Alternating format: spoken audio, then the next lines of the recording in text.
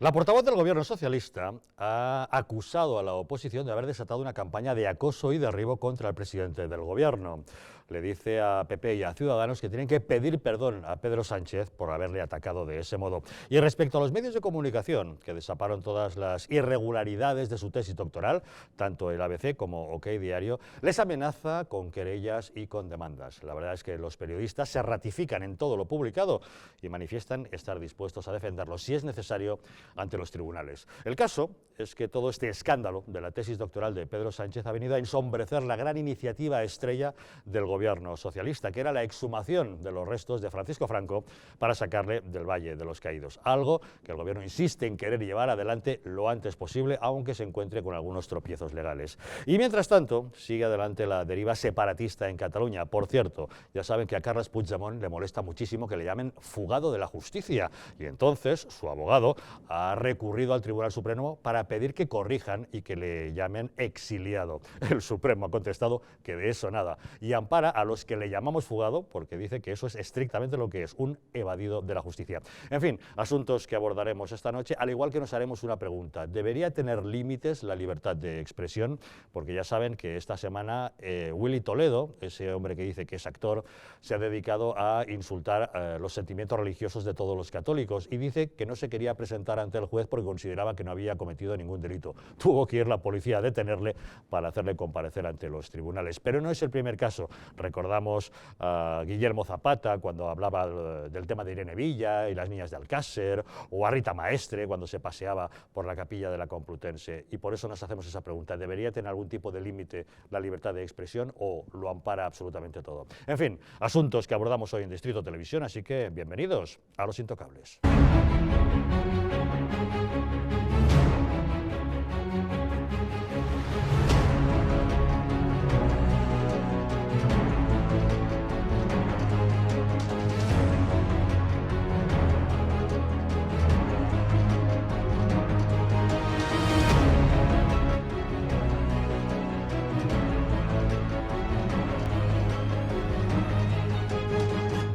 Muy buenas noches y bienvenidos a Los Intocables para abordar los asuntos que hoy nos ocupan. Esta noche en nuestra mesa nos acompañan Carlos Alonso. ¿Qué tal? Muy buenas noches. Muy buenas noches, muy encantado de estar aquí. Gracias por acompañarnos. También está con nosotros Alejandro Ruiz París. ¿Qué tal, Alejandro? Buenas noches. Buenas noches.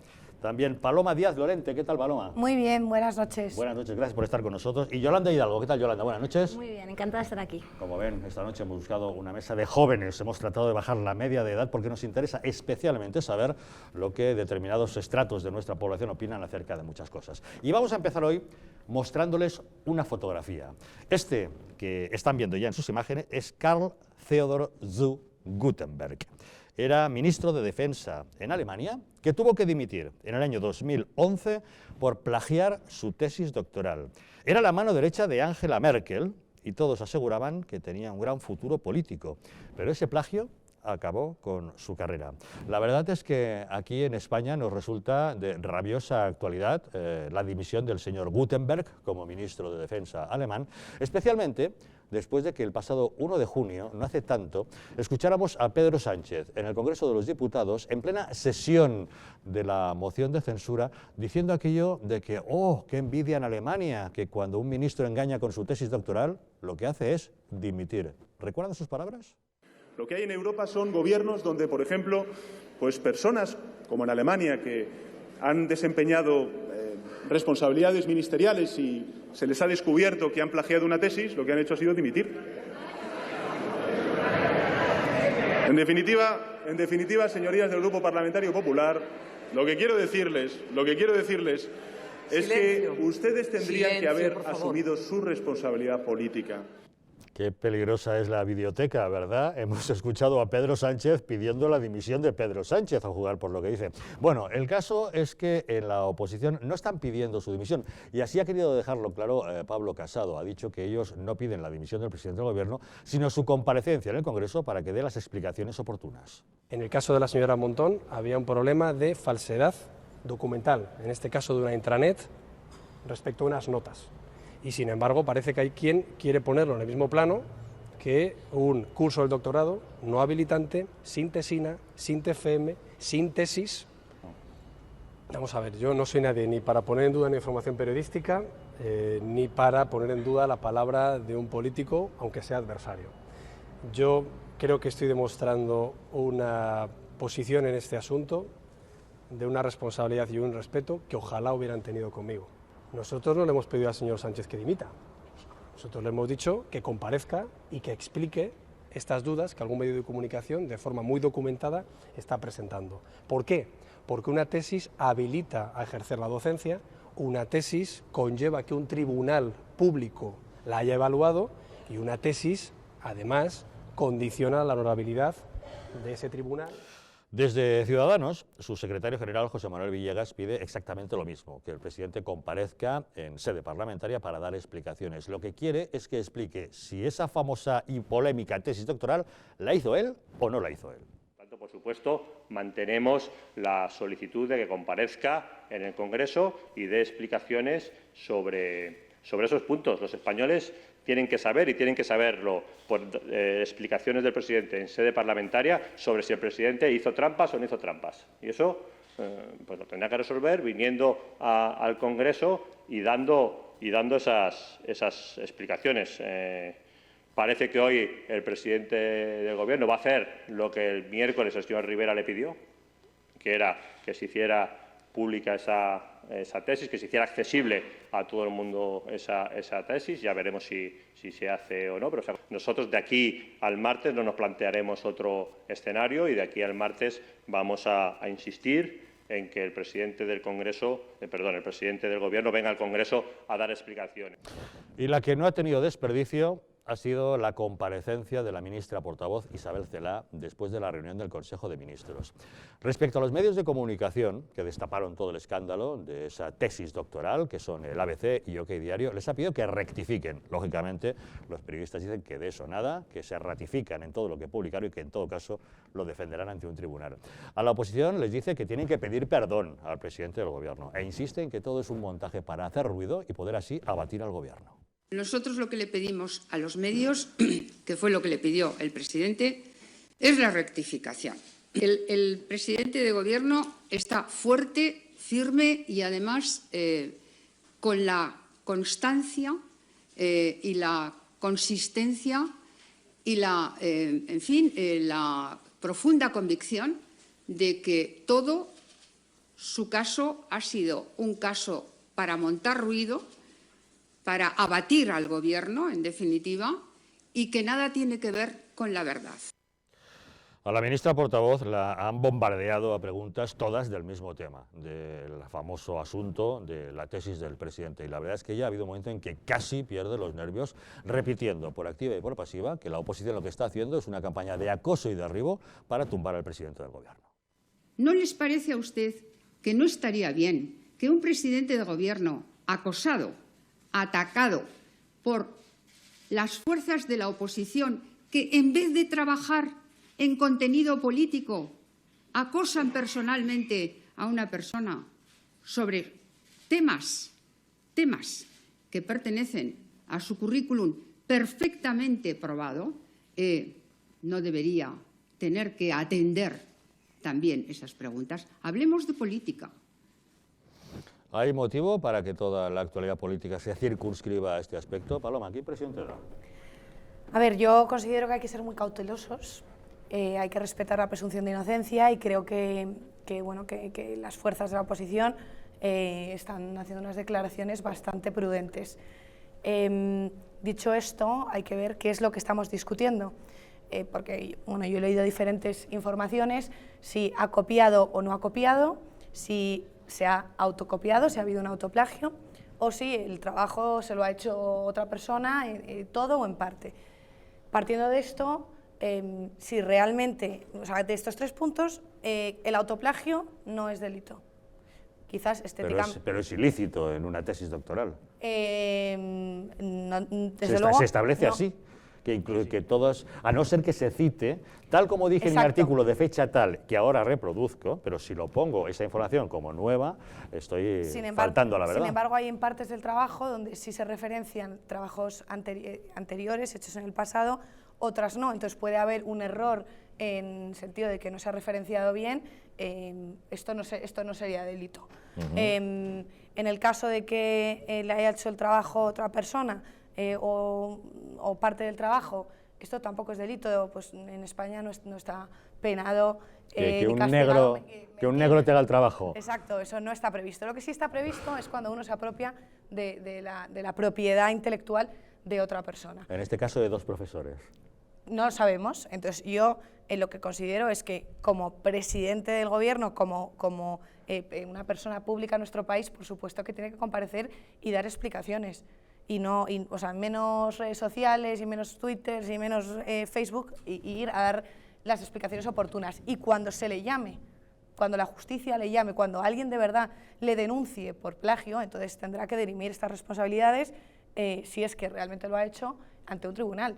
Pero no podemos ser nosotros los que ya le hagamos dimitir cuando esto realmente no está aprobado. Yolanda, ¿qué impresión te da?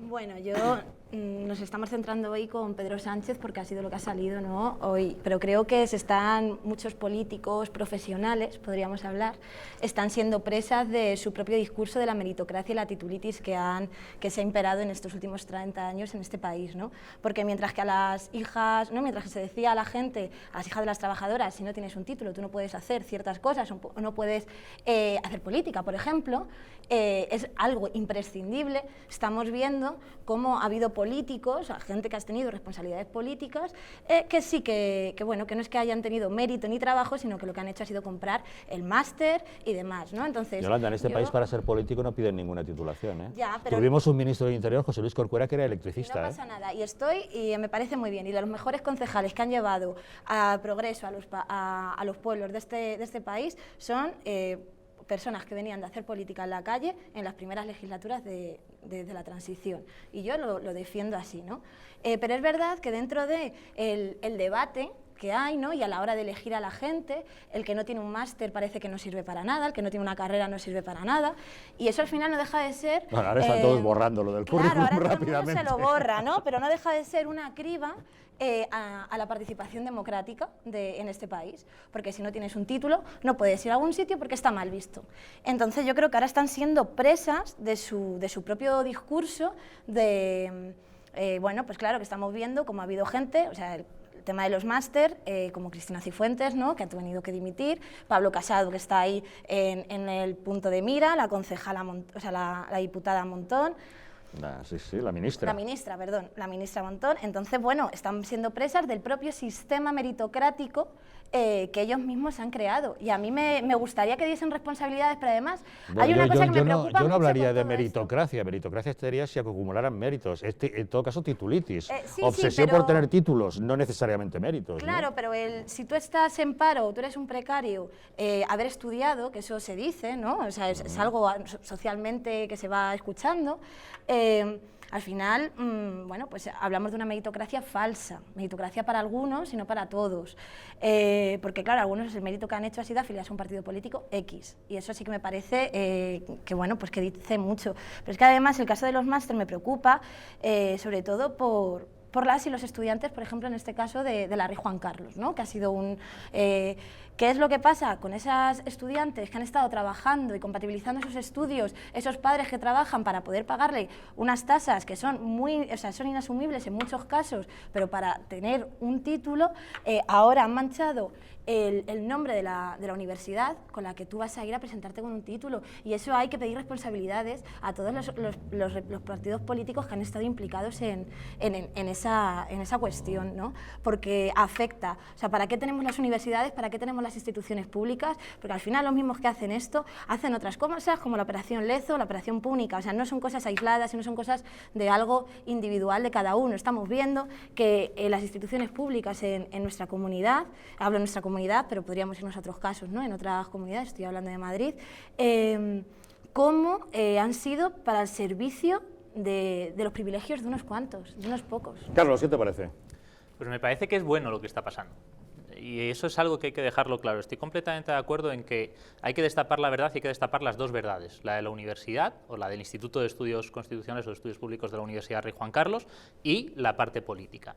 Primero, la de la universidad, porque es verdad que es una institución que tiene cerca de 20.000 alumnos, en el cual hay muchísimos más profesores que el catedrático Álvarez Conde, y que tiene, pues, como en todas las universidades, profesores que pueden ser mejores o peores, pero es una universidad en la que los alumnos que van normalmente tienen que esforzarse para sacarse un título y poder salir al mercado laboral refrendados por un título público. Y la política, por supuesto, porque es verdad que esto no es cuestión de meritocracia. Aquí no estamos hablando de meritocracia, aquí estamos hablando de poner sellos en un currículum y sellos que no te corresponden. Y eso, cuando se lo dices a alguien que sí ha hecho un máster, o que sí ha hecho un doctorado, o que sí tiene títulos de posgrado, es algo que ofende profundamente. El caso de Pedro Sánchez es muy particular. Es verdad que no es exactamente igual que el del ministro de Defensa alemán, y también le dimitió a Angela Merkel, la ministra de Educación alemana, por plagiar una tesis. No es exactamente igual de momento, porque no conocemos en realidad cuál es el contenido total de la tesis y si existe o no existe un plagio. Lo que sí parece seguro es que existen evidentes fallas o faltas metodológicas a la hora de redactar una tesis. Es decir, en una tesis se te puede colar una cita que no hagas o un entrecomillado que no cites, pero no se te pueden colar párrafos completos. Y te lo digo que dentro de 15 días deposito mi tesis doctoral y ya te digo yo que no se me cuelan... ¿Has hecho mucho corta y pega? No, por eso no se me cuelan párrafos completos de artículos de otros profesores. Por eso se te puede colar alguno, pero no se te pueden colar muchos porque eso primero denota una falta o de ética o de metodología. Y luego hablaremos si la tesis es buena o mala, que eso no puede hacer caer a un presidente del gobierno. Dicen que es un ladrillo. Por eso, pero bueno, la mía no quiere decir que sea divertida.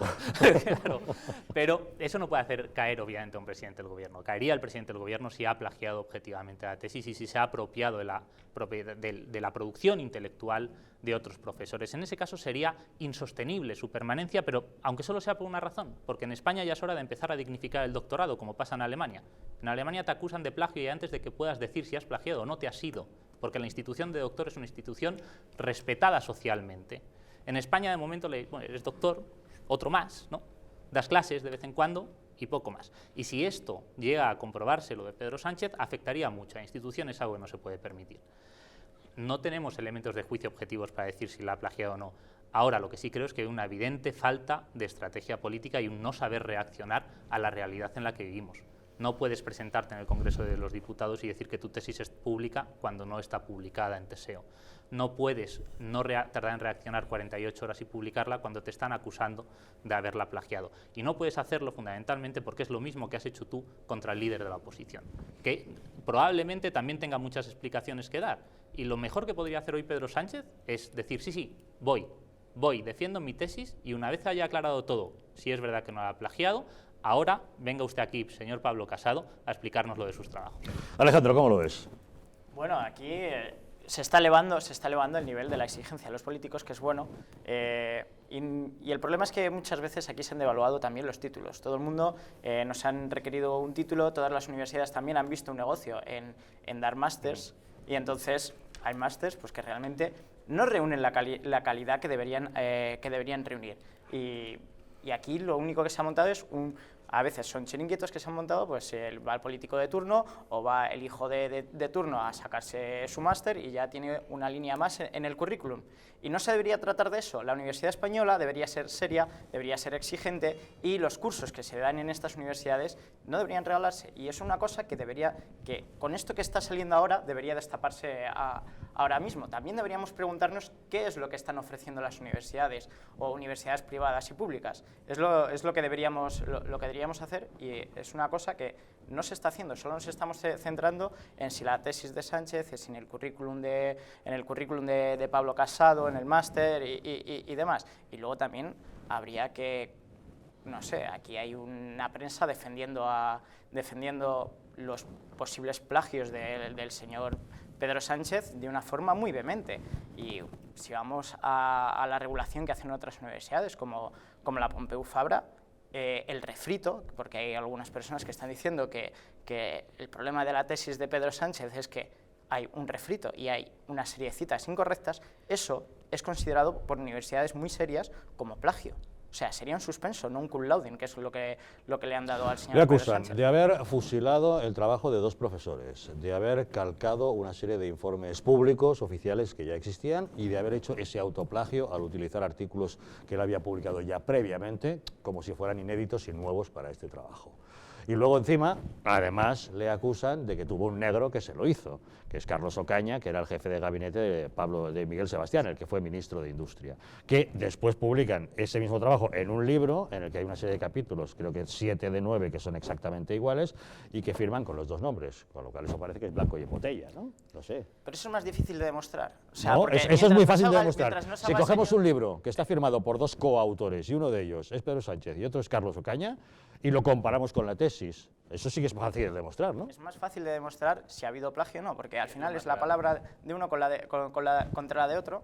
Y bueno, ahí deberíamos ser más cautos con lo del negro, es una cosa más difícil de demostrar. Pero lo del plagio es una cosa muy fácil de demostrar. Y el señor ministro alemán dimitió con un 20% de plagio en su tesis. O sea, se metió en Turnitin o la herramienta que utilizaran y con un 20% de plagio de su tesis tuvo que dimitir y se le consideró plagio. Aquí está por ver si con un 20% de plagio en una tesis doctoral te la consideran plagio. Lo que está por ver es el nivel de plagio, obviamente, pero bueno, ahí hay dos acusaciones. Esta mañana, antes de hacer pública la tesis, en Moncloa lo han pasado por varias turmix de esas, de detectar plagio, varias turmix, y aseguran que el porcentaje de plagio es muy inferior al 20%. Sí, desde Moncloa hablan de un 13%, eso es. Que yo no sé si creerme o no creerme. Luego tú también tienes que restar. El problema de los programas son complicados, me refiero ahí porque de un programa a otro te va a dar un nivel de plagio diferente, después hay que evidentemente comprobar. Uno le da un 1, no sé cuántos y el otro un 13. O sea hay que comprobar en qué tipo de plagio es, pero de las acusaciones que hace ABC hay dos que son muy graves. Una, que es copiar sin citar, en caso de que se comprueben, trabajos de otros profesores o informes oficiales, esa es muy grave, y hay otra que yo he oído en muchas tertulias que la gente le está dando como menos importancia diciendo no, es que las tesis se hacen así, y es mentira. Las tesis no se hacen cogiendo artículos tuyos previos e integrándolos en tu tesis doctoral, porque la tesis doctoral en una universidad española por definición es un trabajo original. No puedes introducir artículos que has publicado tú antes sin referirlos debidamente como material ya publicado, porque es un trabajo original. Otra cosa es una tesis que sea un compendio de artículos originales, que también se puede hacer, pero no es el caso de Sánchez. Si esas dos acusaciones se comprueban, el señor Sánchez habrá introducido en su tesis material que no podía introducir. Y ahí entraremos en la diatriba de la oposición al gobierno y en tertulias de si es suficiente o no es suficiente plagio. Pero lo que es seguro es que habrá hecho algo que no se puede hacer en una tesis doctoral. Si eso y que han dado un cum laude por ello encima. Bueno, pero hombre, también te pueden poner facilidades en el tribunal. Pues que, bueno, por hablar de indicios, normalmente los tribunales de las tesis están formados por catedráticos con al menos 8 años de experiencia y en el caso de Sánchez había uno de ellos que tenía el problema de los 5 semanas. Sí, el problema tres de ellos tenían sí, menos eran de 2 recientes años doctores. El problema de los tribunales es que se eligen, o sea, no el problema, tu director de tesis te puede elegir un tribunal serio o un tribunal que te lo facilite. Hace 15 años en España los tribunales de tesis se elegían por sorteo entre el cuerpo de catedráticos de la Universidad Española y entonces no había ningún tipo de problemas como este, pero hoy, como lo elige el director, puede hacerte un tribunal serio o puede hacerte un tribunal afable, que te vaya a pasar la tesis. Y eso es lo que parece que ha pasado con Pedro Sánchez, pero eso no le va a hacer caer. Bueno, no da la impresión de que el escándalo de la tesis doctoral tumbe el gobierno de Pedro Sánchez, pero la verdad es que el tiro le ha salido por la culata. Él se las prometía muy felices cuando decidió forzar la dimisión de Carmen Montón, porque pensaba, si yo tumbo a la ministra por la irregularidad que ha demostrado con el máster, ya está, tengo a Pablo Casado ahí agarrado, que no tendrá más remedio al verse arrinconado que tener que dar un paso al frente y asumir responsabilidades también. Pero claro, no se esperaba que nada, en poquísimas horas le saltara y le estallara en la cara un asunto como este. Pero claro, ahora el tema de Pablo Casado sigue allí. Recuerden ustedes que está en manos de la justicia, es el Tribunal Supremo el que se tiene que pronunciar acerca de lo que hace. Y son 3 las posibilidades. El Tribunal Supremo, en las próximas horas o días, tendrá que determinar qué es lo que hace con el caso de Pablo Casado.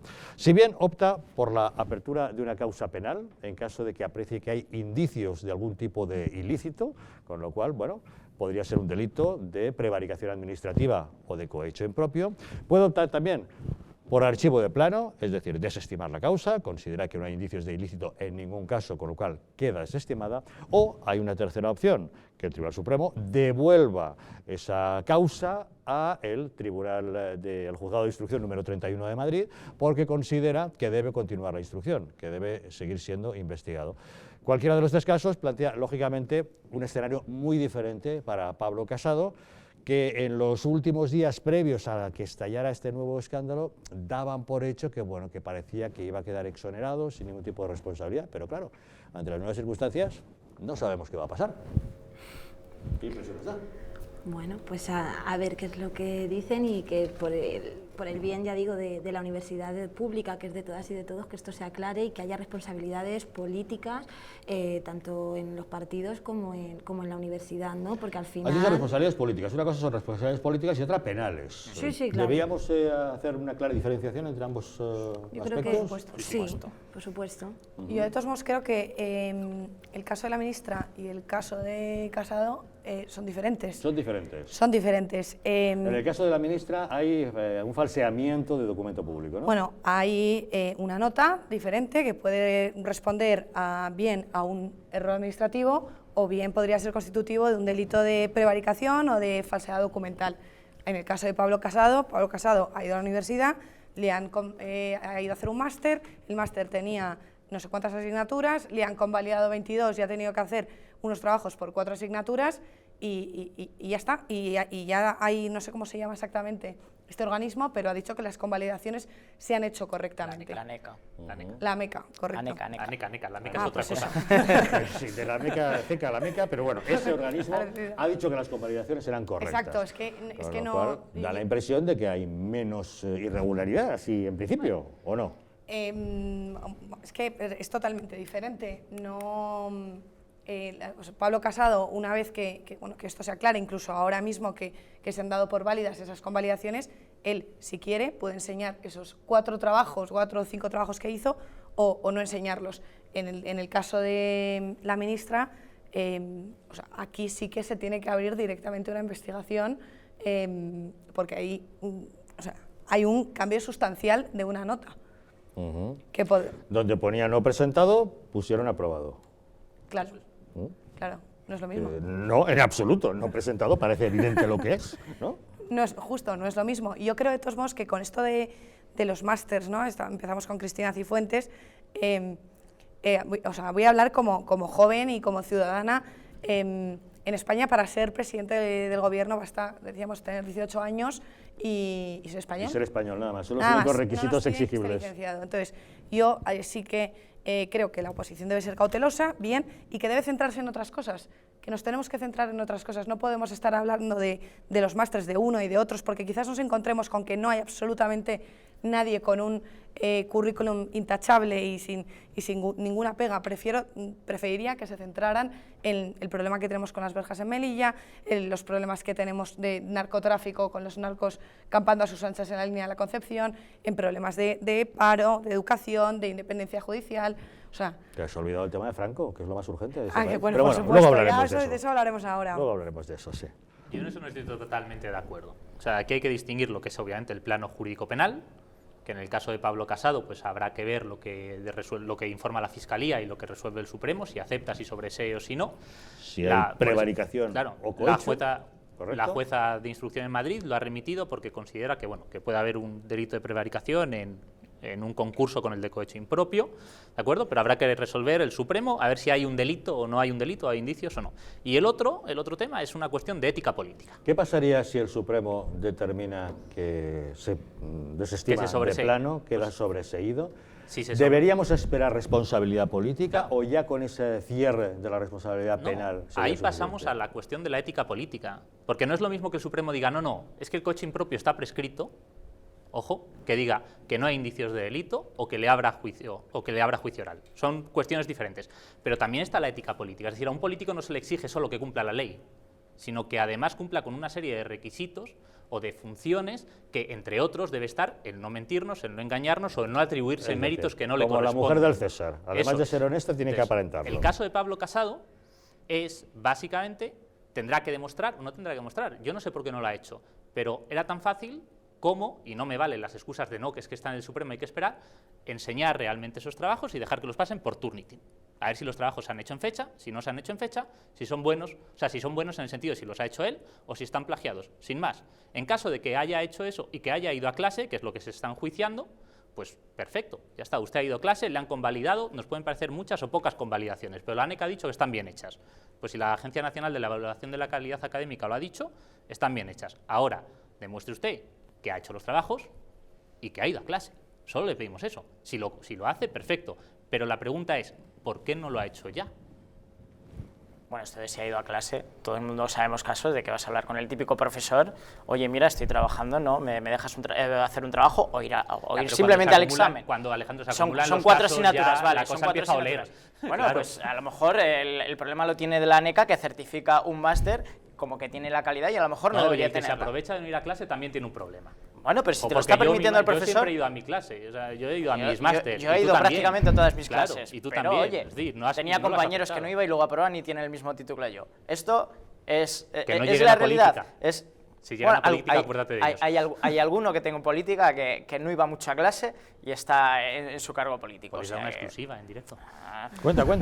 No, ahora que no nos oye nadie, cuenta. algún concejal de la Sierra Norte, tal, ha ido conmigo a clase y iba menos a clase. ¿De qué partido? Eso prefiero reservarme, pero... Eso es que es el suyo. No, precisamente de lo que a mí, con lo que simpatizo. Pero todo el mundo conocemos casos de gente que no ha ido a clase y le han dejado hacer un trabajito. La cuestión es, ¿el trabajito es correcto? Si el trabajito es correcto, aquí paz y después gloria. Si ha cumplido, las convalidaciones son correctas y ha hecho los trabajos, este señor tiene un máster legal, totalmente legal y totalmente ético. La cuestión está en, ¿esta universidad está dando másteres de calidad o no? Y es lo que habrá que investigar y lo que habrá que determinar. Hay que descargarlo todo en la universidad. Es decir, yo no recibo un regalo, o sea, me refiero a un regalo, no me lo hacen si yo no lo quiero. Claro. Vamos a ser serios. La universidad tiene su responsabilidad y el instituto tiene su responsabilidad. Yo no te estoy diciendo, que a Pablo Casado le hayan regalado el máster, pero... que es lo que tendrá que determinarse. Claro. Habrá que ver si ha hecho sus trabajos correctamente. Pero si ha ¿por hecho qué sus no los ha trabajos... enseñado? Ya sería tan fácil como decir, toma. Bueno, pues... Y resolvemos la duda, o sea, toma, tú me pides mi trabajo de fin de máster, yo te lo mejor doy, no ya serán está. de la Y calidad me podrás decir que suficiente, te o gusta o que no te gusta, pero lo o porque tienes. serán simplones y ya está, pero... Bueno, pues asumimos la responsabilidad, no sabemos hacer un si trabajo de investigación, punto, no pasa nada. si el Supremo dice que aquí no hay nada, al final la ética es lo que está en la ley, lo demás, si no, pues oye, al final... al final sale aquí el periodista de turno y nos dice que no hemos hecho algo ético y ya tenemos que dimitir. Oye, pues no. Ya estamos echando la culpa al mensajero, al periodista. De Eso se ha hecho toda la vida, desde que la política es parecéis política. políticos, de verdad, porque le echáis la culpa al periodista y todo Periodista, resuelto. al diputado, al concejal de la oposición que te dice que has hecho tal, cualquier persona, es que entonces... Pero si ya sabéis que el periodismo de investigación en este país es periodismo de filtración. Viene un político y te filtra lo que ha hecho alguien. Entonces el periodista va, lo publica, pero alguien, un enemigo, generalmente del mismo partido que el otro, Si que vemos era House of aludido. Cards, aquí en House of Cards en Estados Unidos también funciona igual. O sea que si la ficción es igual que la realidad... Seguro. House of Cards O me peor, parece que es un o juego peor. de niños al lado del PP de Madrid, por ejemplo, con lo que le hicieron a Cristina Cifuentes, o las puñaladas que a veces vemos en el Partido Socialista Obrero Español. Pero bueno, no está mal House of Buen Cards. Podemos también hay sus puñaladas Y también. de Podemos también hablaremos cualquier día. Bueno, la verdad es que todo este escándalo de la tesis doctoral de Pedro Sánchez ha ensombrecido la gran medida estrella del gobierno socialista, que era lo más urgente y necesario para este país: exhumar los restos de Francisco Franco para sacarlos del Valle de los Caídos. Pequeña pausa y analizamos ese asunto.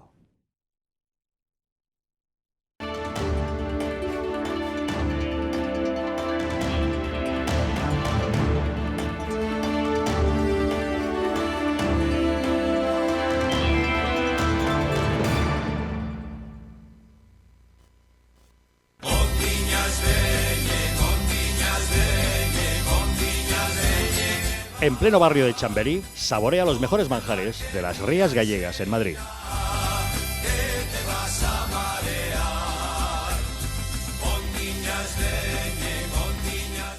Restaurante Villafoz, el mejor sabor de Galicia en Madrid. Te esperamos en la calle Gonzalo de Córdoba, número 10. Teléfono para reservas 91 593 88 71. El que no ama a su patria, no ama nada. Grandes traidores a España, desenmascar a los Judas que la historia ha convertido en héroes. Un pueblo puede sobrevivir a sus enemigos, pero no a la traición de sus gobernantes. ¿Por qué en nuestras escuelas los más infames, genocidas, racistas y sediciosos son venerados como auténticos héroes? ¿Por qué personajes que pretendían el exterminio de los españoles son homenajeados con plazas, calles y colegios en España? Desmontaremos una por una las falacias de la falsa leyenda negra.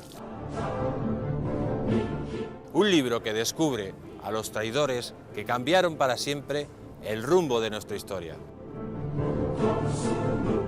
Porque solo conociendo a los traidores del pasado podremos identificar a los enemigos del presente.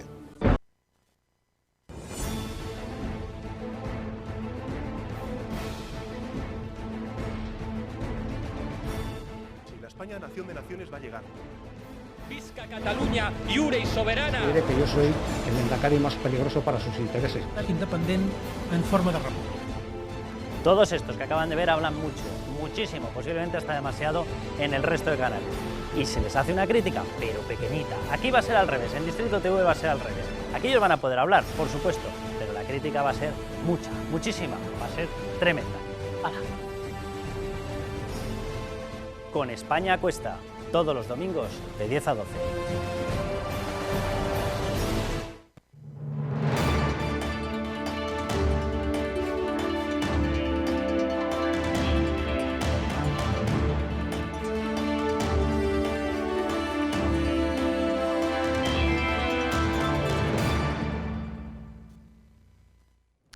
La verdad es que en el gobierno socialista están muy apenados porque el escándalo tan incómodo de las irregularidades en la tesis doctoral de Pedro Sánchez ha venido a ensombrecer su gran iniciativa estrella, que era sacar adelante el tema de la inhumación de los restos de Franco, sacarle del Valle de los Caídos. En fin, ayer, finalmente, en el Congreso de los Diputados, los socialistas, con el apoyo de todos sus aliados en el Congreso, consiguieron sacar adelante el decreto para iniciar ese proceso. Se encontraron simplemente con la abstención de Ciudadanos y del Partido Popular. Por cierto, y 2 votos en contra en la bancada del Partido Popular, aunque en el partido aseguraron que había sido estrictamente un error. Pero bueno, esas abstenciones para la vicepresidenta del Gobierno, para Carmen Calvo, son la demostración de que las derechas, así en general, se están alineando con el franquismo.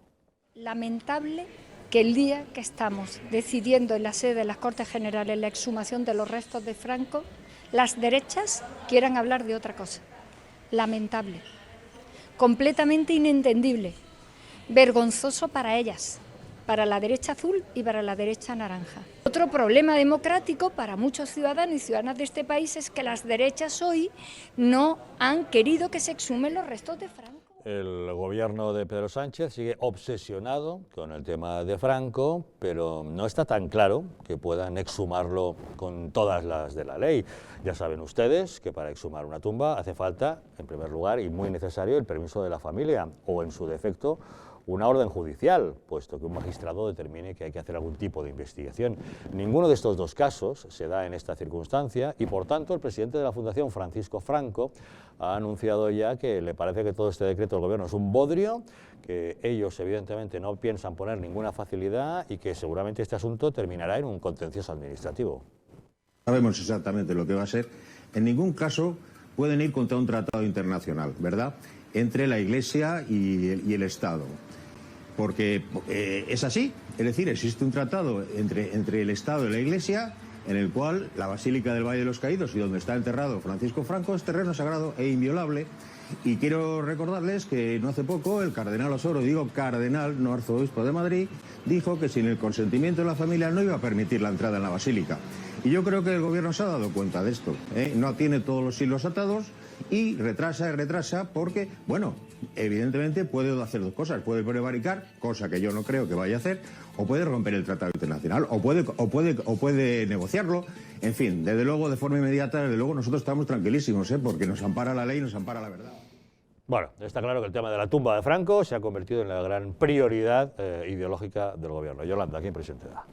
Bueno, pues a mí me parece que nos deberíamos alegrar todas las demócratas de este hecho, de esta política que acaba de este decreto y de esta aprobación que ha habido en el Congreso esta semana, porque creo que como todas las demócratas no deberíamos seguir permitiendo que haya mausoleos al franquismo en este país, ¿no? Pero es que además me parece insuficiente la política del Partido Socialista, que ya en su día votó en contra de la derogación de la ley de amnistía, ¿no? Y que a día de hoy no sabemos todavía qué es lo que pretende hacer con el Valle de los Caídos, porque aunque se exhume a Franco, va a seguir todavía Primo de Rivera, que es uno de los ideólogos del fascismo en este país, y va a seguir siendo un lugar de peregrinaje de los fascistas. Entonces yo creo que bueno, vamos en el camino correcto, pero que hay que avanzar mucho más y que además esta decisión llega tarde. Llega exactamente... ¿Tú serías más partidaria de dinamitarlo, el Valle de los Caídos? Pregunto. No, pero yo creo que sí que estaría bien recordar quiénes hicieron ese mausoleo, la memoria, y que todas las nuevas generaciones que no hemos vivido, ¿no?, esa etapa, que sepamos bien qué es lo que pasó en este país y que nos cuenten la historia que nunca nos contaron. Porque... ¿Por qué? ¿Quién hizo el Valle de los Caídos?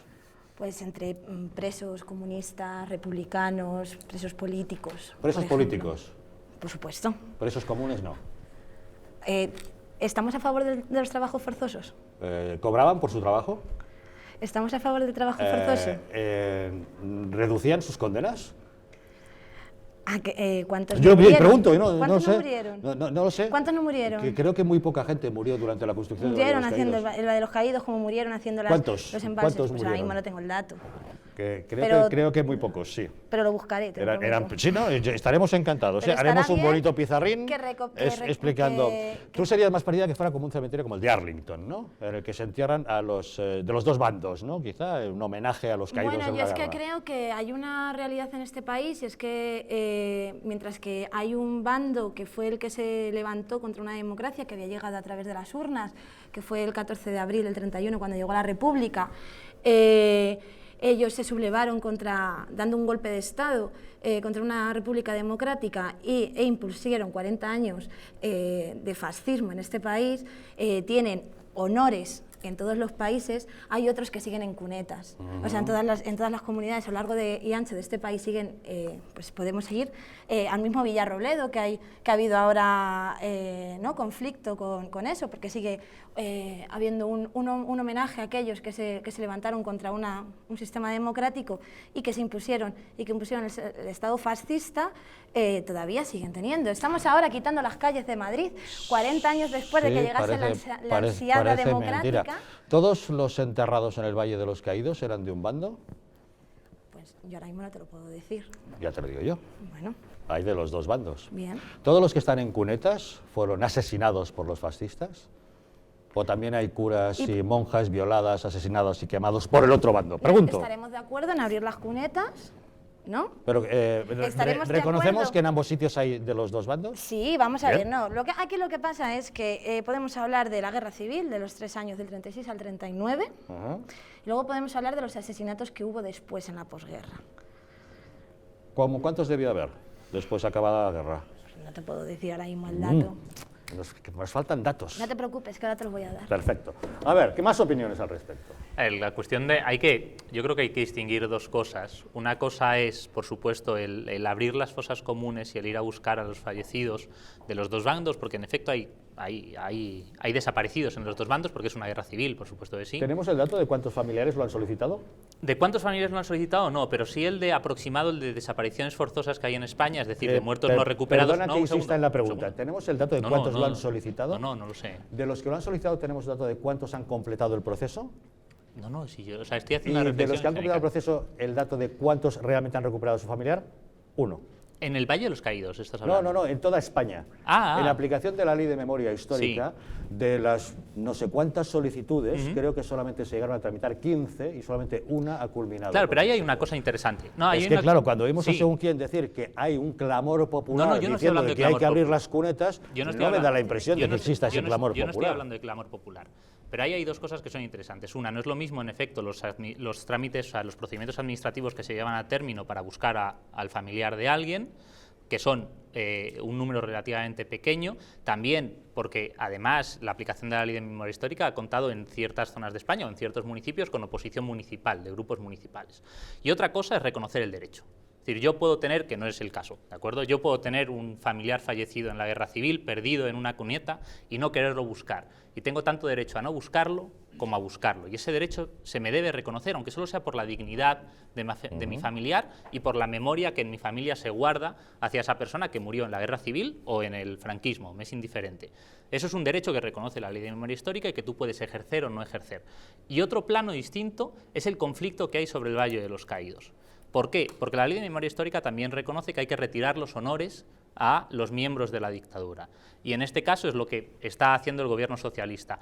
A mí que Franco esté en el Valle de los Caídos o que se lo lleven a una tumba familiar, particularmente me da igual. Creo que es mejor que se lo lleven a una tumba familiar y que el Valle de los Caídos se configure no como un cementerio civil, que es la última idea peregrina de Sánchez cuando estuvo de ruta por Latinoamérica, sino realmente en lo que habla el catedrático emérito de la Complutense de Historia Contemporánea, que le viene, no me acuerdo ahora mismo el nombre, pero me vendrá, que le viene una entrevista en El País que hablaba de un centro de explicación histórica de qué fue todo ese proceso histórico de la República, la Guerra Civil, la dictadura, a lo que nos ha llevado a nosotros. Que se lo lleven me parece bien. Ahora, la cuestión esta de Carmen Calvo diciendo las derechas en un gesto de retórica parlamentaria para identificar al enemigo en un tema clave ideológico suyo, se refiere al PP a Ciudadanos, es por una parte ridículo porque sabe que no se oponen a la exhumación. Lo que están intentando reclamar es que esto, por medio de un Real Decreto Ley, no había que haberlo hecho porque bastante abusamos de ella.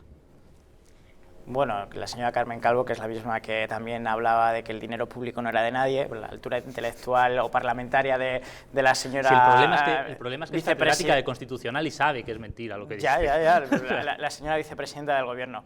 Aquí la cuestión es que si el Valle de los Caídos le vamos a reconvertir en un centro auténtico de explicación de lo que ha sido la historia de la Segunda República, la Guerra Civil y la dictadura, pues perfecto, hagámoslo, pero tendremos que reconocer que prácticamente ningún partido político de la Segunda República era demócrata. Hombre, no. Prácticamente ninguno. No. Prácticamente ninguno. O sea, ¿cuál es la definición de demócrata? A ver, nadie claro. en aquella época... O sea, que cuando Azaña saca los tanques a la calle es para proteger a las iglesias, ¿vale? Pero... No estoy hablando de Azaña, pero el Partido Socialista Obrero Español veía la democracia como un instrumento para hacer su revolución marxista. ¿Sí era marxista? Su revolución marxista, no para hacer una democracia parlamentaria liberal como la que tenemos hoy en día. Por lo cual no podemos juzgar con nuestra visión del siglo XXI y de democracia liberal lo que era la Segunda República, porque la Segunda República no era una república pacífica donde todos los partidos eran demócratas y eran capaces de reconocer al contrario y hablar de las derechas, las izquierdas. La Constitución del 31 y dime si no es una Constitución democrática al estilo de la Constitución Federal de Weimar de 1919, es decir, que es calcada porque se inspiró en ella.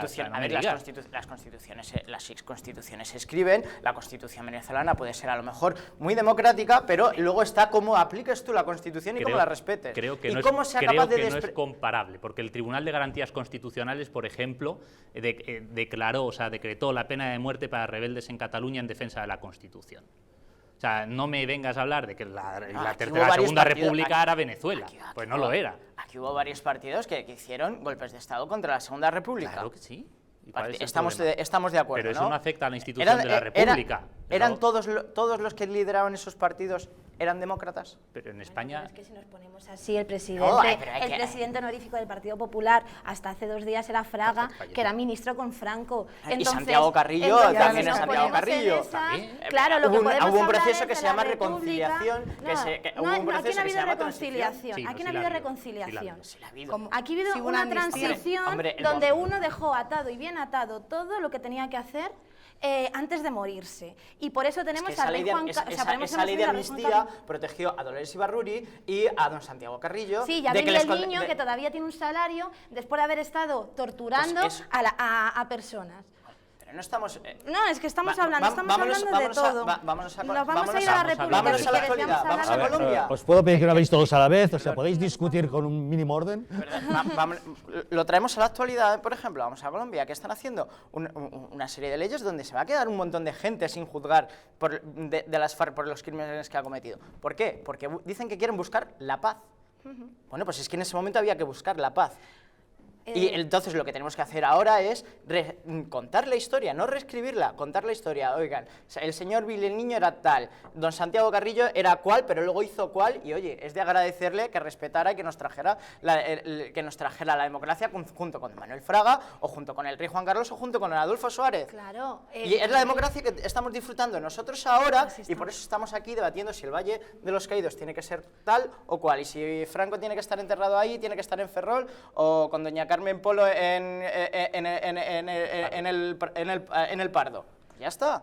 Claro, vamos a contarlo todo. Vamos a contar quién pone de sucesor, a rey Juan Carlos, que supuestamente ha venido a hablar de democracia y a respetar la democracia en nuestro país, cuando es heredero de Francisco Franco. O sea, y es así, atado y bien atado. Y esta democracia que dicen que llegó la democracia llegó en el 31 y luego nos la arrebataron en el 36 con un golpe de Estado los fascistas, porque cuando hablamos de la Segunda República hablamos de los derechos de las mujeres que se consiguieron.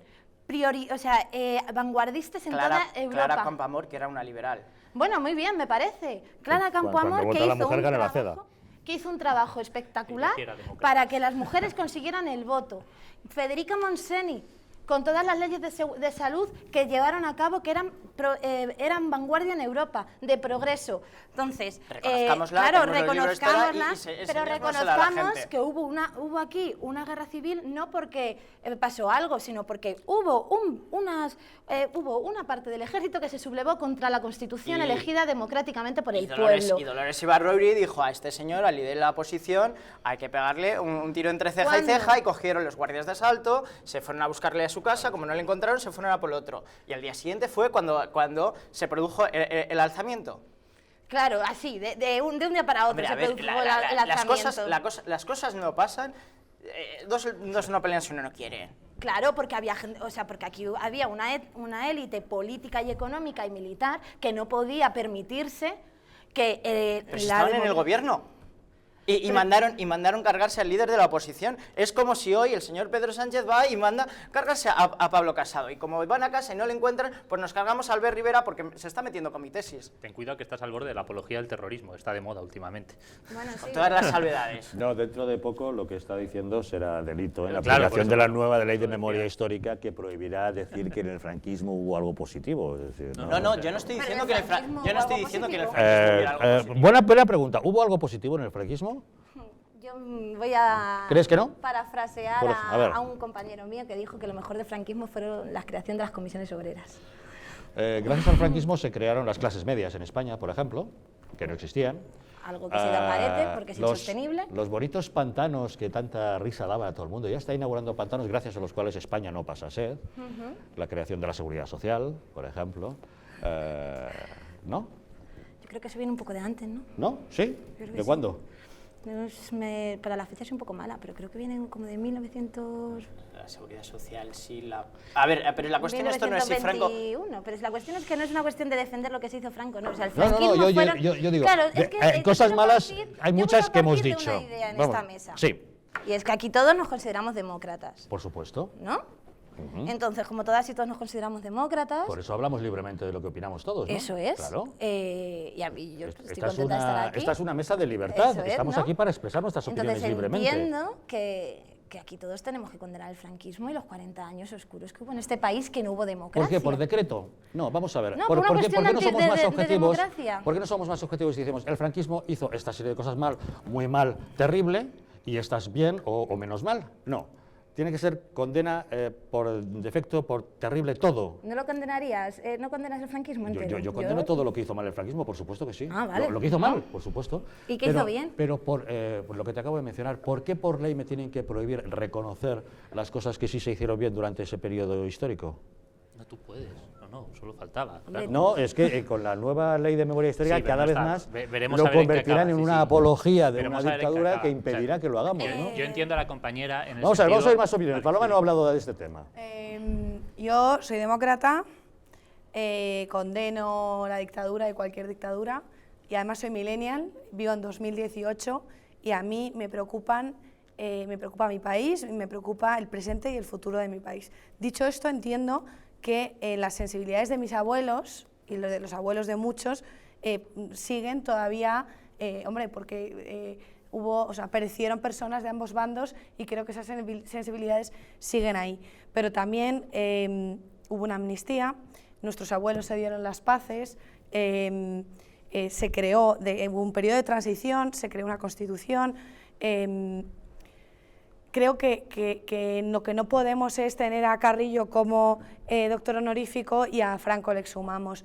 Creo que la vía de hacer esto no puede ser que en un gobierno de 3 meses solo se haya hablado de Franco con los problemas que tenemos y que esta manera, a través de un decreto ley deprisa y corriendo, no me parece la manera de solucionar esto, a no ser que lo que quieras es el titular, que no sabemos muy bien ante qué público, porque en realidad no sabemos qué demanda ha habido primero para la exhumación y para todo el tema de las cunetas. Hemos empezado a remover algo que no es claro, no es fácil de saber si esa demanda es lo suficientemente grande como para priorizarlo, con la de problemas que tenemos en España.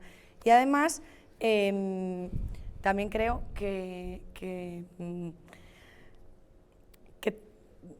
Franco tenía una familia, creo que exhumar a una persona sin la autorización de la familia es posible, pero creo que no va a ser legal, creo que nos vamos a meter todos en un contencioso por un tema de profanación y al final todos vamos a estar financiando este tema cuando ya de verdad invertimos mucho.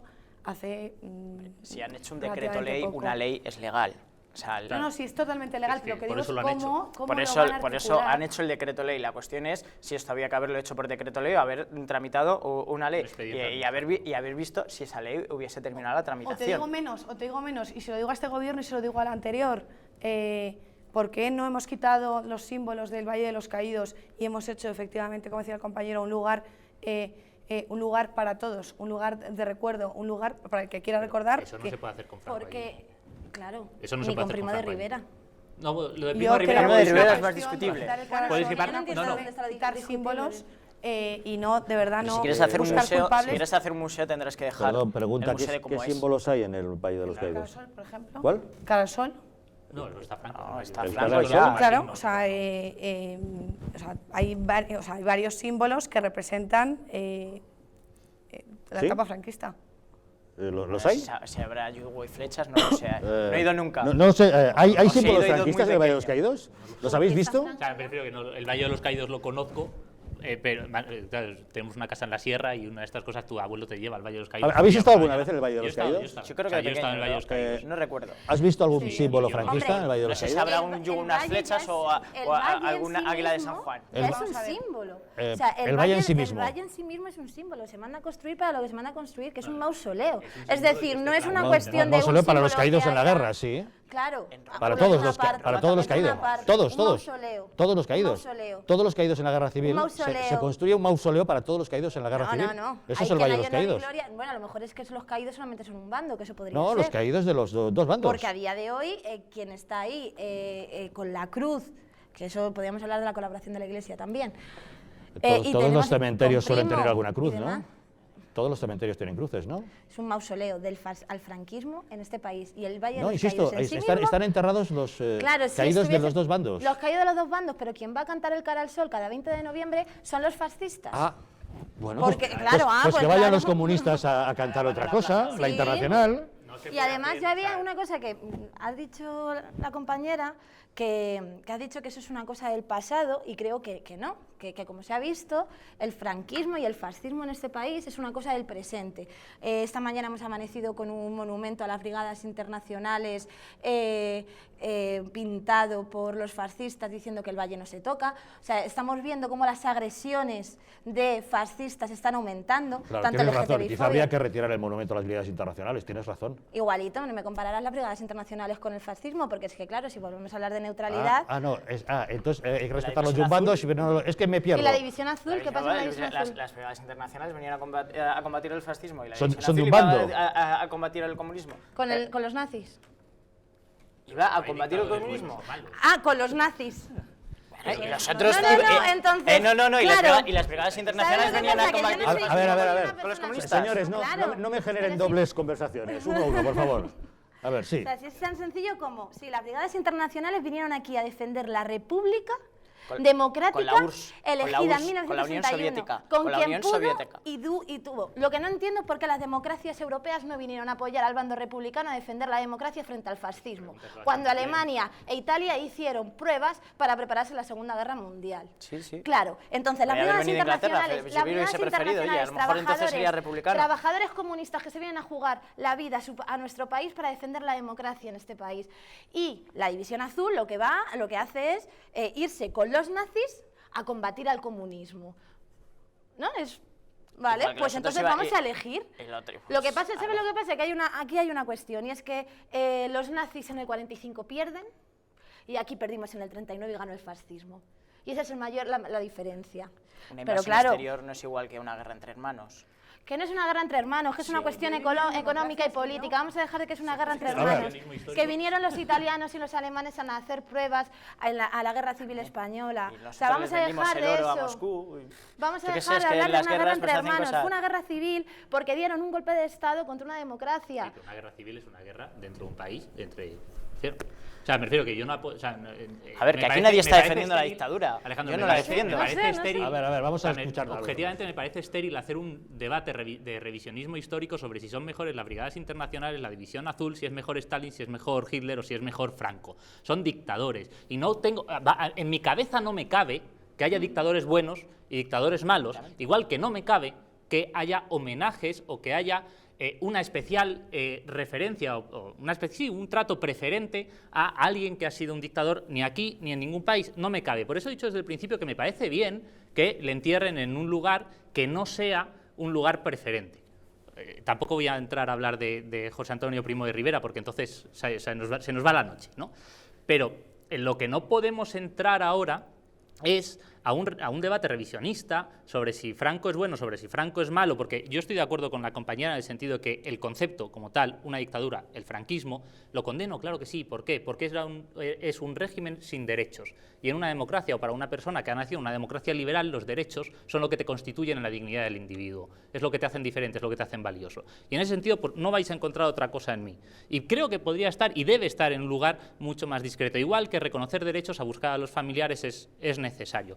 Dicho eso, habrá que hacer algo, obvio, con el Valle de los Caídos, con lo que representa. Habrá que dignificar los enterramientos del Valle de los Caídos, los que están allí enterrados voluntariamente y los que están allí enterrados forzosamente, que también los ha habido, y de ambos bandos, es decir, gente que cogía a Franco y se lo llevaba al Valle de los Caídos a enterrarle, republicanos y no republicanos, republicanos y del bando nacional, como lo llamaban en aquel tiempo, ¿no?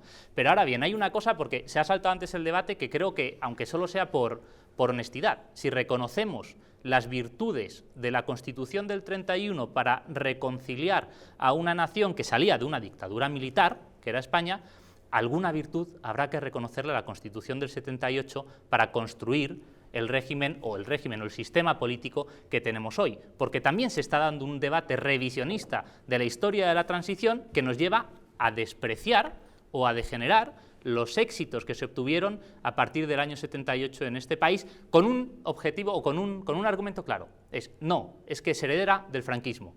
No es heredera del franquismo. En esa ponencia en esa ponencia constitucional, dígale usted a Herrero de Miñón que era heredero del franquismo, o dígaselo, ya no, obviamente, a Gregorio Peces Barba, que era el catedrático, el rector de mi universidad, que era heredero del franquismo cuando había estado en la cárcel y había sido juzgado por un tribunal de orden público. Es simple y llanamente mentira que el régimen del 78, que la transición española, sea heredera del franquismo, porque no obtiene su legitimidad política de las leyes fundamentales del movimiento, ni muchísimo menos. Podemos hablar de la ley por la reforma Somos política. abogados, entonces... No, la ley de la reforma... Sí, claro que sí, podemos hablar. La ley de la reforma política del claro. 77, que es acordada en las Cortes franquistas, porque son franquistas, y que sientan las bases para la destrucción del sistema franquista y para la superación de las leyes fundamentales del movimiento por una Constitución que no obtiene su legitimidad de las leyes fundamentales del movimiento. Podemos hablar de ella, porque lo que hace la ley del 77 es crear un nuevo sistema político, no modificar el que hay, crear uno nuevo.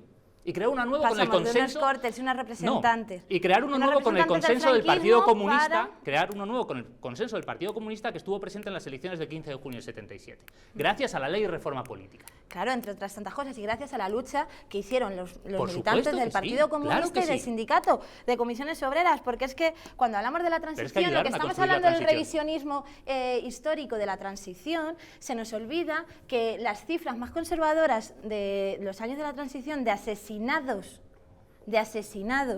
en este país, porque parece que hemos tenido una transición tranquila y sosegada, y que aquí ha habido consenso. Aquí lo que ha habido ha sido amenazas, o sea, ha habido atentados contra abogados laboralistas como los abogados de Atocha. Aquí ha habido, ayer se cumplían 40 años del asesinato de Pedro Patiño en una huelga de la construcción, y no podemos hablar de que aquí hubo un consenso, aquí hubo una correlación de fuerzas y hubo un resultado. Y de hecho, cuando hablamos de la Constitución del 78, y a mí hay muchas veces cuando veo ciertos discursos, me hace gracia, los que defienden la Constitución para lo que les da la gana, que es precisamente para los únicos artículos, bueno, pues que defienden. Porque es una Constitución amplia para que cada partido político la pueda utilizar como crea conveniente. Y caben todos. Si el día de mañana gana Podemos, gana el Partido Comunista, podrá gobernar con esa Constitución, nacionalizar empresas, porque esa Constitución lo recoge, pero eso es voluntad política, te está dando las opciones que tú quieras utilizar, y parece ser que los españoles no votan a esos partidos. Social y de derecho. Social, pero es que el Estado social puede ser de muchas formas. No se os olvide, democrático también. Y democrático. Democrático, social y de derecho. Y Estado democrático, social y de derecho significa que se nos olvida lo de social cuando reformamos la Constitución con el 135 para beneficiar a las grandes a los bancos. No tenemos seguridad social en España, y no fomentar los servicios públicos, sino que ahondar en los recortes. Porque claro, cuando hablamos de la Constitución solamente... Eso es una política legítima que han votado los españoles. Porque la reforma del 135... Oye, luego ha habido unas elecciones posteriores y nadie se ha puesto de acuerdo a reformarla. Pero la aplicación del artículo 135 de la Constitución no supone ninguna reforma de la Constitución. No, es la reforma del 135. La reforma del 135. Pero creí que hablabas a la aplicación del artículo 135. No, digo la reforma del artículo 135. Cuando metieron el control de déficit constitucional. Claro, en agosto, con alevosía y agosticidad, Zapatero... Oye, esa frase es de Llamazares, no te la adjudiques, que los plagios están de moda, Bueno, es que las de Izquierda Unida tenemos... Pero vamos claro, a ver, que lo hicieron así, junto con el Partido Popular y el Partido Socialista. Legítimo y democrático. Legítimo y democrático. Un parlamento democrático que tenía mayoría para hacerlo. El día que tengáis mayoría para hacer otra cosa... Estábamos hablando del criterio de si mentir o no mentir de los políticos. Entonces yo entiendo que el Partido Socialista en aquel momento debería haber cumplido su programa electoral, porque al Partido Popular el Estado social y de derecho, que es más de derecha, pues le da igual. Es decir, lo tienen en el programa electoral. El Partido Popular se lo reconoció. Es que eso es la democracia. El Partido Socialista pagó en las urnas hacer una reforma que a lo mejor su electorado no comprendió, y al Partido Popular se lo recompensaron. Un recorte, claro, y al Partido Popular le ha venido muy bien, porque siempre las reformas del Partido Socialista les viene muy bien al Partido Popular para terminar de meter ya la tajada. Si has dicho que eres de Izquierda Unida, te viene bien, así tenéis más espacio en la izquierda. Que te viene bien que el Partido Socialista se equivoque, así tenéis más espacio en la izquierda. Pero digo, la reforma del artículo 135, cuando meten el 135.6, se puede discutir. El procedimiento es legal, te puede gustar o no. A mí no me gusta el procedimiento, porque creo que una reforma constitucional no se puede hacer, que es lo que dijo Llamazares en un gran discurso, por medio del trámite de urgencia. Pero es un tema menor. Sí, no, eso. Es que vamos a ver, tampoco quiero que confundamos a la gente, porque aquí cuando hablamos de la reforma de la Constitución, no nos podemos quedar en la reforma del 135. Cuando se aborda ese tema es para hablar de grandes reformas de la Constitución que pueden alterar el modelo de estructura del Estado y una serie de cuestiones. Es que se votó en la ponencia constitucional hasta si queríamos una monarquía o una república. Es que se votó en la ponencia constitucional. Eso es el 78 y por eso no estoy de acuerdo. Claro, en el 78, y vuelvo a decir, en un clima de terror y de asesinatos. 700 asesinatos. ¿700? datos conservadores, esto no me lo estoy inventando. ¿Hablas de los crímenes de ETA? ¿De qué estás hablando? Estoy hablando de la transición. Es que y estoy hablando... ¿Pero hablas del terrorismo de ETA? Estoy hablando, por ejemplo, de los abogados de Atocha.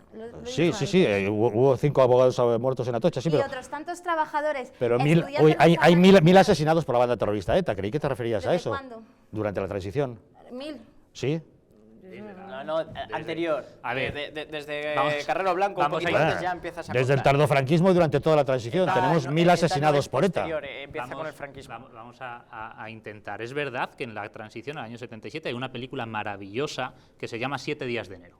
En 7 días de enero se narran 7 días en los que culminan con el asesinato de los abogados de Atocha, en el cual el Batallón Franco-Español y otras siglas de los grupos de resistencia fascista o franquista atacaron y asesinaron, y no solo durante esos 7 días, se extiende. Por eso te he dicho, hay estudios muy serios, tanto de historiadores como de gente de mi área, que es la filosofía del derecho. Rafael Escudero, por ejemplo, que le conocerás, tiene estudios muy serios, tanto sobre desaparecidos como sobre la violencia durante la transición. No estoy de acuerdo con sus tesis porque sostiene las tuyas, ¿de acuerdo? El hecho de que la transición fue un acuerdo, una correlación, un entente cordial, digámoslo así, si utilizamos la terminología de la Segunda Guerra Mundial, entre una correlación de fuerzas entre el comunismo, el socialismo ya no marxista y el tardofranquismo.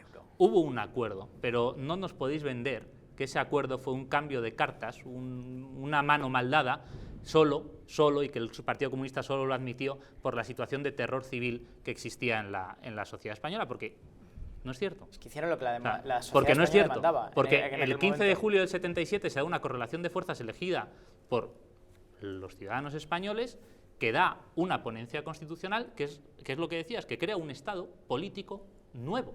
Y crea un Estado político nuevo sobre la base de la discusión, el debate y el consenso parlamentario, que no hay que olvidar una cosa, es refrendado por el conjunto de la nación española por medio de un referéndum. Y que después es refrendado de nuevo por las Cortes Generales. Es decir, vamos a poner las cosas en su sitio. Salvo que me digas que es que casi el 70% de la población española que votó sí a la Constitución lo hizo con una pistola en la cabeza del Batallón Franco-Español, cosa que evidentemente es mentira. O sea, vamos a reconocerle méritos a la Constitución y al proceso transicional también en España. Y estaré de acuerdo contigo en muchas cosas, por ejemplo, en la ley de amnistía, que es útil, pero que no se ajusta a las leyes internacionales. Es completamente cierto, a la normativa internacional. Fue útil en ese momento, pero no se ajusta a la normativa internacional porque se amnistia a más gente de la que se debe. Perfecto. Pero, hombre, a la transición hay que reconocerle algo. A la transición, ya vuelvo a decir, hay que reconocerle muchísimas cosas y tenemos derechos, pero que se quedó coja y que tenemos un sistema monárquico todavía. Es que fue una transición, una revolución, y ahí el cambio, pero es que ahí está el cambio de objetivo político. El objetivo político era crear un Estado, no crear la revolución para del pueblo. que ganasen los mismos de siempre, para que mantuviesen, para que los Borbones siguieran teniendo. Te cuento cómo fue la transición. Te cuento cómo fue la transición en Polonia. Te cuento cómo fue la transición en Polonia. Fue una transición también pactada. Es que, de hecho, el presidente de la República Polaca, tras las primeras elecciones, era un comunista, era un general comunista. Y tenían representación parlamentaria. Y se hizo con una constitución que habían aprobado con los comunistas, con las normas que habían puesto los comunistas, que se habían reservado el 90% del Senado y luego del Congreso se habían reservado el 90% de los escaños y el Senado lo habían dejado 100% libre. En el Senado, obviamente, solo ganó Solidarinos y en el Congreso obtuvieron el mínimo que podían obtener. Y ahora tenemos la democracia que es Polonia, que ahora está un poquito regular, pero fue una democracia pactada, no fue una revolución, fue una democracia pactada con un régimen comunista, totalitario y con una dictadura. Da la impresión de que efectivamente la máxima actualidad en este país es hablar de una guerra que terminó hace 80 años y de un jefe de Estado, un dictador que murió hace 40 años. Y nos quedamos con la constatación de que efectivamente nuestros padres eran mucho más generosos que nosotros. En 1977 decidieron cerrar heridas y olvidar enfrentamientos, y nosotros en 2018 somos partidarios de reabrir esas diferencias y seguir pegándonos unos contra otros. Pero bueno, forma parte de nuestra historia y a lo mejor del cainismo de los españoles. Vamos a hacer una pequeña pausa y volvamos de inmediato para saber si es posible a Carles Puigdemont llamarle fugado o si hay que llamarle exiliado. ¿Ustedes qué opinan? Ahora se lo contamos.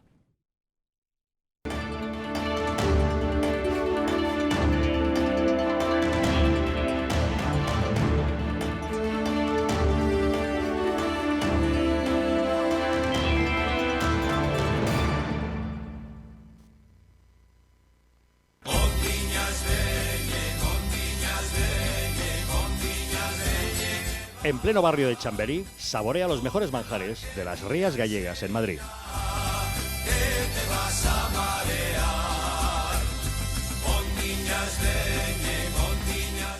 Restaurante Villafoz, el mejor sabor de Galicia en Madrid. Te esperamos en la calle Gonzalo de Córdoba número 10. Teléfono para reservas 91 593 88 71.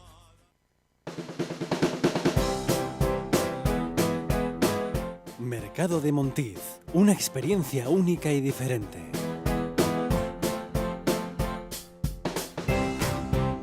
Basados en la gastronomía tradicional.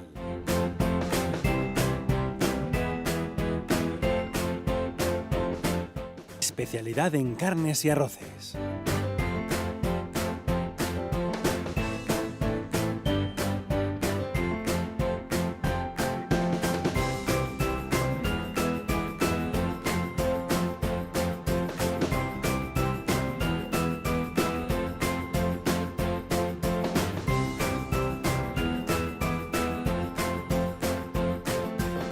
Mercado de Montiz. Ven y disfruta de un momento único.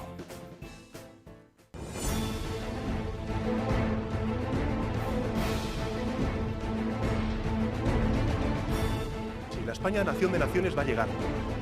Visca Catalunya, lliure y soberana. Diré que yo soy el Lehendakari más peligroso para sus intereses. Independent en forma de república. Todos estos que acaban de ver hablan mucho, muchísimo, posiblemente hasta demasiado en el resto de canales. Y se les hace una crítica, pero pequeñita. Aquí va a ser al revés, en Distrito TV va a ser al revés. Aquí ellos van a poder hablar, por supuesto, pero la crítica va a ser mucha, muchísima, va a ser tremenda. ¡Hala! Con España a Cuesta, todos los domingos de 10 a 12.